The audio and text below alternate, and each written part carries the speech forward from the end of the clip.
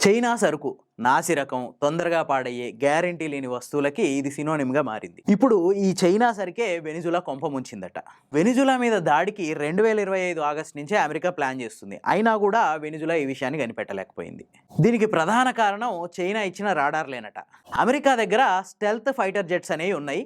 వీటిని గనక కనిపెట్టాలంటే అంటే ఇవి మీ దేశం సరిహద్దుల్లోకి వస్తే వీటిని కనిపెట్టాలంటే మా JY-27V అనే ఫ్రీక్వెన్సీతో ఉన్న రాడార్లు ఉపయోగపడతాయి. సో ఇవి మీకు చాలా యూజ్ఫుల్ అని చెప్పి చైనా వీటిని వెనిజులా కంటగట్టింది. ఈ JY-27V ఫ్రీక్వెన్సీ ఉన్న రాడార్లే ఇప్పుడు మొన్న అమెరికా ప్రయోగించిన స్టెల్త్ ఫైటర్ జెట్లను గుర్తించలేక మొత్తం వెనిజులా అధ్యక్షుడిని బందీకి తీసుకుపోవడానికి కారణమైపోయినాయి. వెనిజులా అధ్యక్షుడు మదురోని బందీగా తీసుకుపోవడానికి ముందు అమెరికా డిజిటల్ వాయిడ్ అనే ఒక టెక్నాలజీని వాడింది. డిజిటల్ వాయిడ్ అంటే ఏం లేదు, ఒక శత్రు దేశం మీద దాడి చేయబోయే ముందు ఆ దేశంలో ఉన్న అన్ని రకాల కమ్యూనికేషన్ వ్యవస్థల్ని నాశనం చేయడం. ఇదే టెక్నాలజీని అమెరికా వెనిజులా మీద ప్రయోగించింది. దాంతో వెనిజులా రాజధాని కాకరస్లో ఉన్న మొత్తం టెలికమ్యూనికేషన్ వ్యవస్థ అంతా నాశనం అయిపోయింది.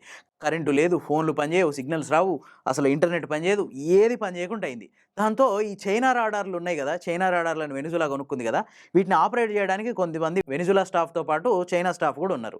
ఈ చైనా స్టాఫ్ ఏం చేశారంటే ఈ అన్ఎక్స్పెక్టెడ్గా ఈ మొత్తం ఈ కమ్యూనికేషన్ వ్యవస్థ అంతా పాడైపోయేసరికి సంథింగ్ ఏదో జరుగుతుంది అన్న ఉద్దేశంతో ఆ రాడార్లు కూడా దాన్ని గుర్తుపట్టలేకపోయేసరికి రాడార్ల పవర్ని పెంచిర్రు. ఈ పవర్ని పెంచడం వల్ల విపరీతంగా రేడియేషన్ రిలీజ్ అవుతుంది. ఈ రేడియేషన్ని అంతరిక్షంలో ఉన్న అమెరికా శాటిలైట్ కనిపెట్టి ఈ రాడార్ల లొకేషన్ని చేంజ్ చేసినాయి. ఎమ్మటే ఆ లొకేషన్ని అమెరికాకు పంపినాయి.